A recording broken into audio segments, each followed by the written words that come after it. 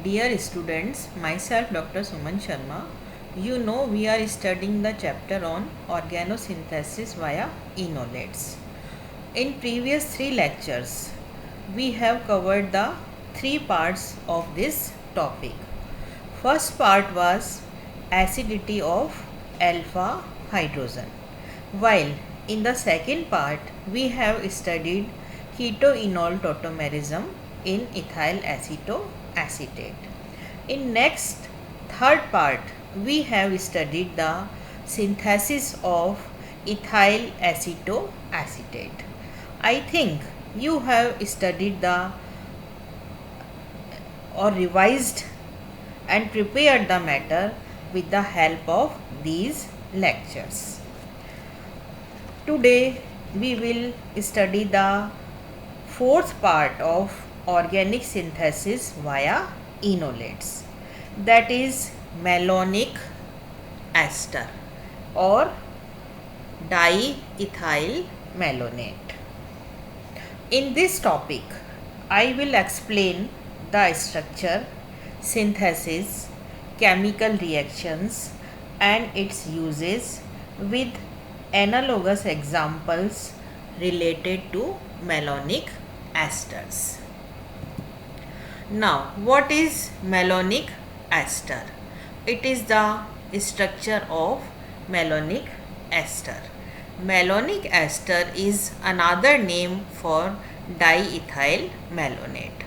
The malonic ester synthesis uses diethyl malonate as a reactant for the preparation of carboxylic acid. Now, अब हम इस slide के अंदर भी ये बता रहे हैं कि जो डाइथाइल मैलोनेट है उसका किस तरह से स्ट्रक्चर होता है. Diethyl malonate also known as DEM is the diethyl ester or malonic acid. It occurs naturally in grapes and strawberries as a colorless liquid with an apple-like odor, and it is used in perfumes. It is also used to synthesize other compounds such as barburates, artificial flavorings, vitamin B1 and vitamin B6. ठीक है, ये इसके uses हैं. इसको हम grapes के अंदर, दूसरा स्ट्रॉबेरीज़ के अंदर पाया जाता है कलरलेस लिक्विड के रूप में. इसकी जो स्मेल होती है वो एप्पल की जैसी होती है. इसका यूज़ परफ्यूम के अंदर किया जाता है और इससे बहुत और भी कंपाउंड सिंथेसाइज किए जा सकते हैं, जैसे बार्ब्यूरेट्स है ना, आर्टिफिशियल जो है फ्लेवरिंग के ये काम में लिया जाता है. विटामिन B1 के और विटामिन B6 के फॉर्मेशन में भी इसको काम में लेते हैं. एंड ये इसका हमने स्ट्रक्चर बना रखा है. और IUPAC जो नेम है वो क्या है, डाइइथाइल मैलोनेट. राइट. अब यदि हम यहाँ पर इसकी प्रॉपर्टीज़ देखते हैं तो इसका एम्पेरिकल फार्मूला क्या है, C7H12O4. इसका मोलर मास क्या है, 160.17 gram per mole. Appearance, it's a colourless liquid. Density इसकी होती है 1.05 ग्राम पर सेंटीमीटर क्यूब लिक्विड. ठीक है. मेल्टिंग पॉइंट इसका -50 डिग्री सेंटीग्रेड और -58 degree Fahrenheit at 223 kelvin. Boiling point है इसका 199 degree centigrade, 390 degree Fahrenheit and 472 kelvin. इसकी solubility in water is negligible. पानी के अंदर ये नहीं घुलता है. एसिडिटी जो है वो 14 होती है.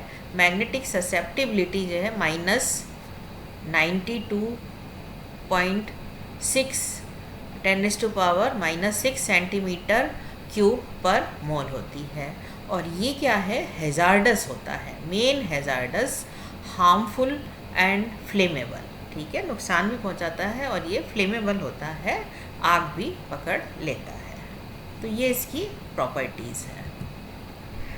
फिर हम ये भी कह सकते हैं कि जो इथाइल एसीटोएसीटेट है ये मेलोनिक एस्टर की तरह ही इसका भी बहुत ज़्यादा जो है वो सिंथेसिस के अंदर उपयोग होता है.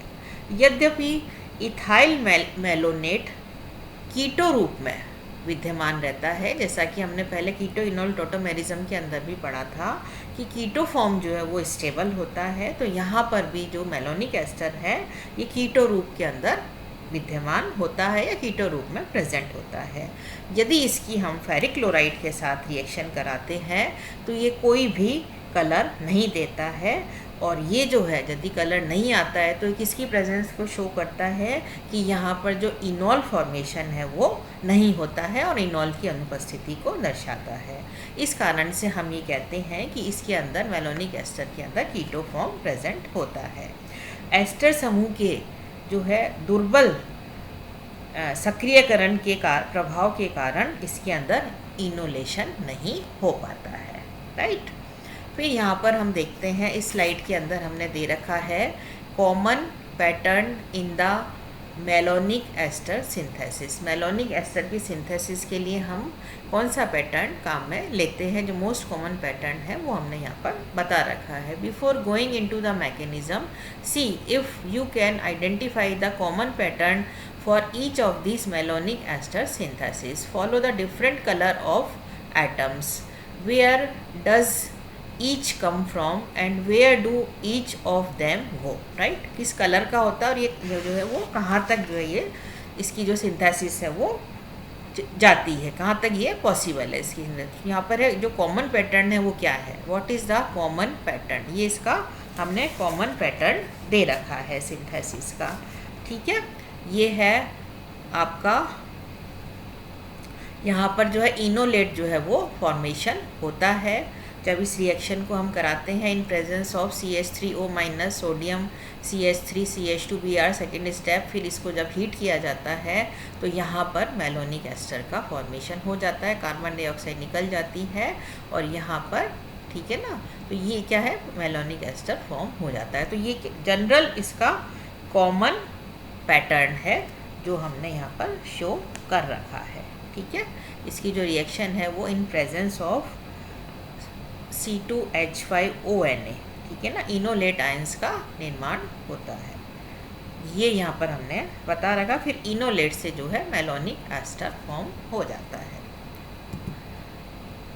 ये है आपका इथाइल एसीटोएसीटेट, ठीक है ना। फर्स्ट जो है वो इनोलेट आयन, सेकंड जो स्टेप है C6H5CH2Br, फिर इसको हीट किया जाता है तो यहाँ पर मेलोनिक एस्टर फॉर्म हो जाता है, ठीक है। जैसा कि अभी हमने पहले बताया था कि जो कॉमन इसका जो पैटर्न है वो यही रहता है। इसके अंदर भी हमने ये एग्जांपल देकर इसको समझा रखा है। CH3ONa CH3I, ठीक है ना, H3O के साथ इसकी रिएक्शन हुई, इसको हीट किया जाता है तो मेलोनिक एस्टर फॉर्मेशन होता है, कार्बन डाइऑक्साइड जो है वो बनती है और यहाँ पर जो है वो अल्कोहल फॉर्मेशन हो जाता है। यहाँ पे मिथाइल अल्कोहल बन रहा है, यहाँ पे इथाइल अल्कोहल बन रहा है। तो ये इसका सिंथेसिस का कॉमन पैटर्न है जो हमने यहाँ पर एग्जांपल देकर समझा रखा है। फिर the cool thing about this process is how it's built from a series of simple reaction. Again, mechanism in organic chemistry are a lot like music. From a small number of parts we can build up something complex. Let's walk through the mechanism focusing on the malonic ester synthesis for brevity. The acetoacetic ester synthesis mechanism is identical except we are starting with the different compounds. ये यहाँ पे हमने इसके synthesis को बता। The malonic ester synthesis is comprised of 5 separate reaction, ठीक है ना, comprised 5 separate reaction। वो क्या है, these process are built out of 5 reaction in total, ठीक है ना, 5 जो है इसके रिएक्शंस पॉसिबल हैं।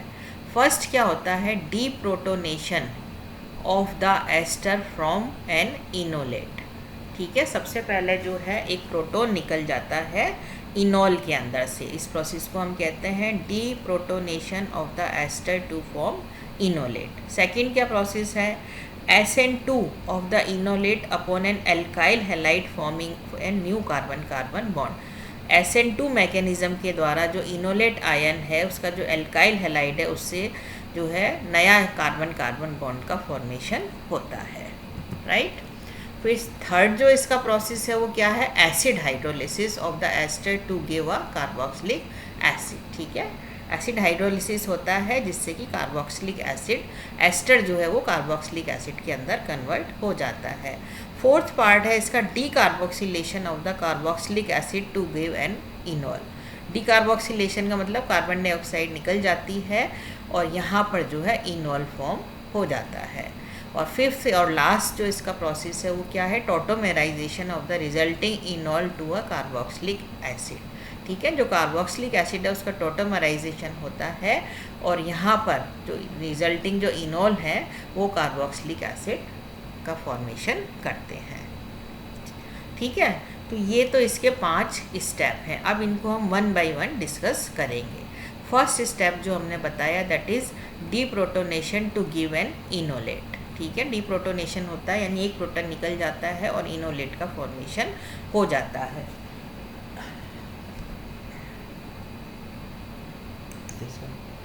Right,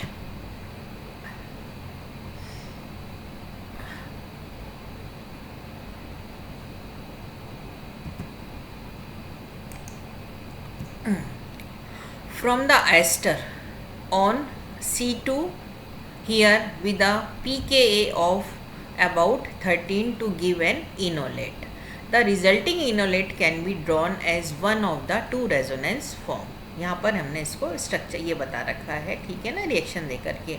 the malonic ester synthesis, इसका मैकेनिज्म फर्स्ट स्टेप में हम क्या बता रहे हैं, the CH3O minus, this is CH3O minus act as a base to remove the most acidic proton, इसको रिमूव करता है on second carbon to make an enolate ion. यहाँ पर इनोलेट का फॉर्मेशन हो जाता है। ठीक है, ये दोनों क्या है, रेजोनेंस फॉर्म है और इस तरह से जो है इनोलेट फॉर्मेशन हो जाता है।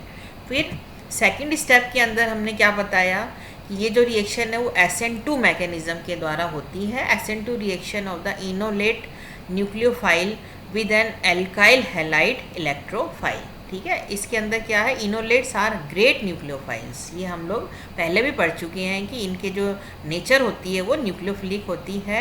In the second step the enolate act as a nucleophile in an SN2 reaction to form a new carbon carbon bond. ठीक है, SN2 रिएक्शन मैकेनिज्म से नया जो है वो कार्बन कार्बन बॉन्ड का फॉर्मेशन हो जाता है। ठीक है, ये हमने यहाँ पर इस रिएक्शन के अंदर समझा रखा है। In second step the enolate act as a nucleophile to attack an alkyl halide, है ना, इन एन SN2 रिएक्शन।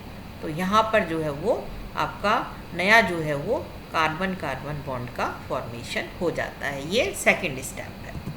फिर थर्ड स्टेप के अंदर क्या होता है, एसिडिक एस्टर हाइड्रोलिसिस। ठीक है ना, हाइड्रोलिसिस होती है एसिडिक एस्टर से।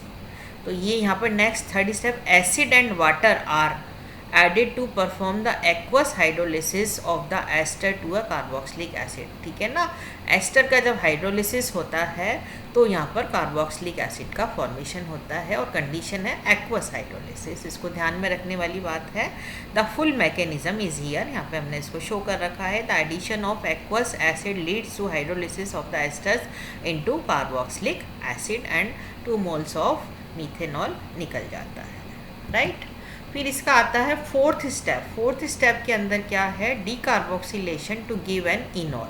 ठीक है, डीकार्बोक्सिलेशन का मतलब है कार्बन डाइऑक्साइड निकल जाती है और इनॉल का फॉर्मेशन हो जाता है।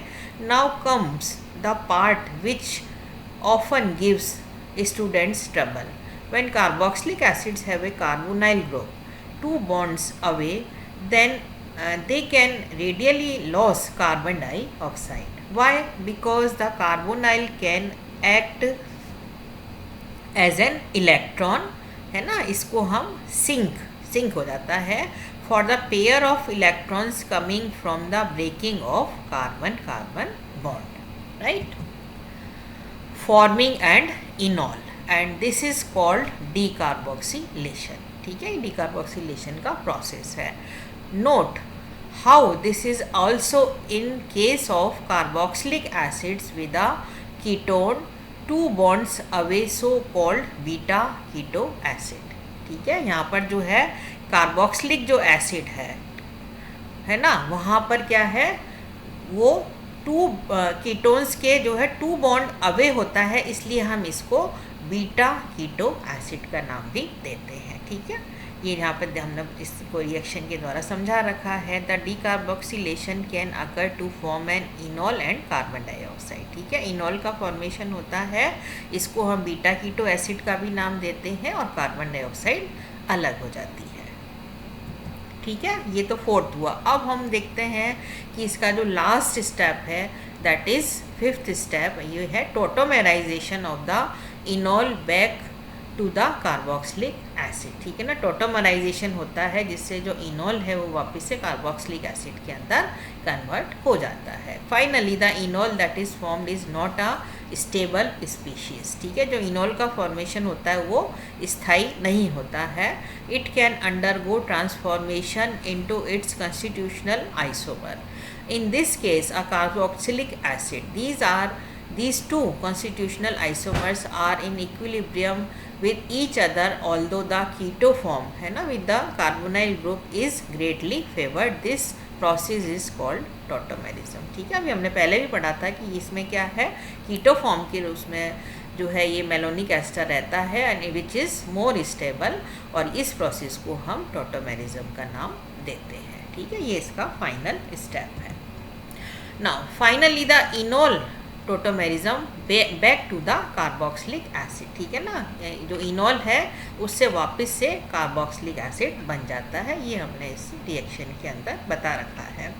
Again the key point to make about the malonic ester synthesis is to observe the pattern of bonds formed and bonds broken. ठीक है ना, फॉर्मेशन और बॉन्ड का ब्रेकिंग जो है that is simultaneous process. As with any reaction in organic chemistry, if you can see the pattern going forward, you should be able to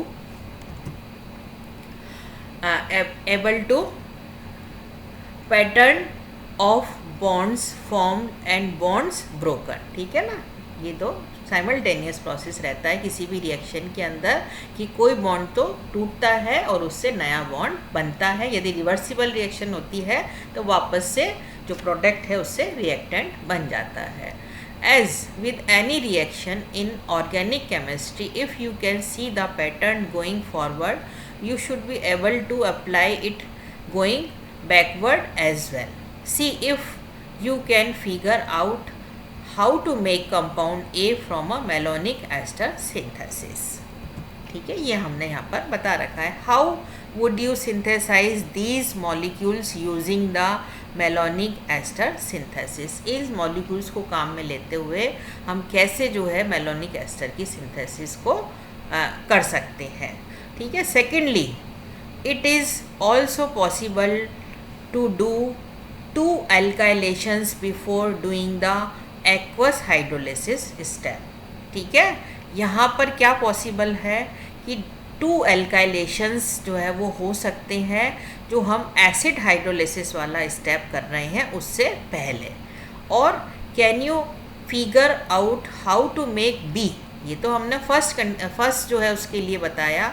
अब ये जो बी जो यहाँ पर जो है मेलोनिक एस्टर का जो मॉलिक्यूल है, इसको हम जब बी का नाम दे रहे हैं तो ये कैसे फॉर्म होता है, या इस फिगर्स में हम ये देख रहे हैं। Can you figure out how to make B from a malonic ester synthesis. ठीक है ना, मेलोनिक एस्टर सिंथेसिस से बी को कैसे हम आइसोलेट कर सकते हैं, ये प्रॉब्लम बच्चों में आपके ऊपर छोड़ रही हूँ। इसको आप आगे जो है डिस्कस करेंगे और आगे वाले लेक्चर के अंदर पढ़ेंगे। If you have read this far, worked on this problems and would like an answer, leave a comment. Right, इसको हम अगले वाले जो है लेक्चर के अंदर डिस्कस करेंगे। आपको बच्चों पढ़ के आना है इसको कि ये जो है वो कैसे पॉसिबल है। राइट, तो ये तो अपन ने जो है इसके 5 स्टेप पूरे बता दिए हैं। अब कुछ जो है इसके जो है एनालॉग, ठीक है, मेलोनिक एस्टर के जो एनालॉग हैं वो भी मैंने यहाँ पर समझा रखे हैं। ठीक है, ये है the same procedure by which ethyl acetoacetate is used to prepare ketone converts diethyl malonate to carboxylic acid। ठीक है, ये इसका प्रोसेस हमने शो कर रखा है। ये स्लाइड्स आप देख सकते हैं, ठीक है। ये भी जो है यहाँ पर जो है इसका जो है फॉर्मेशन होता है, और ये फॉर्मेशन जो होता है यहाँ पर जब हम डिफरेंट कैटलिस्ट काम में लेते हैं तो परसेंटेज ऑफ प्रोडक्ट जो है वो बदलता जाता है। इसका जो फॉर्मेशन है वो 85% होता है, ठीक है। ये भी हमने एग्जांपल ले रखा है। जब इस रिएक्शन को हम NaOH है ना, इसका हाइड्रोलिसिस किया जाता है, हीट किया जाता है कार्बन डाइऑक्साइड, तो ये जो प्रोडक्ट बनता है ये जो है इसकी परसेंटेज उससे थोड़ी कम होती है। फिर और भी हमने एग्जांपल्स ले रखे हैं। यहाँ पर हमने डी एल्काइलेशन को बता रखा है। ये डिफरेंट कैटलिस्ट जो है वो लिए हुए हैं और उससे इसका प्रोडक्ट का फॉर्मेशन होता है, ठीक है। फिर और भी हमने एग्जांपल ले रखे हैं डाई एल्काइलेशन के अंदर। सब यहाँ पर हम क्या कर रहे हैं, केवल जो है कैटलिस्ट को चेंज कर रहे हैं। जब कैटलिस्ट को चेंज करते हैं तो फॉर्मेशन ऑफ जो प्रोडक्ट है उसकी भी यील्ड बदल जाती है। यहाँ पर ये जो प्रोडक्ट बनता है इसका परसेंटेज 61 से 74% होता है। और भी हमने एग्जांपल ले रखे हैं, ठीक है। ये सब जो है यहाँ पर केवल कैटलिस्ट बदले जा रहे हैं और जो फॉर्मेशन हो रहा है उसकी भी परसेंटेज बदल रही है, राइट। ये भी अनदर एग्जांपल ले रखा है। This product is not isolated but cyclize in the presence of sodium ethoxide, ठीक है ना। ये वाला जो प्रोडक्ट है ये क्या है, साइक्लाइज होता है किसकी प्रेजेंस में, सोडियम इथॉक्साइड के साथ में, ठीक है। ये सब एनालॉगस ऑफ मेलोनिक एस्टर है, ठीक है। फिर यहाँ पर हमने और भी एग्जांपल ले रखा है।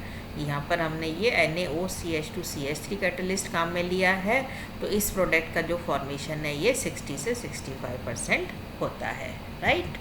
Thank you very much students.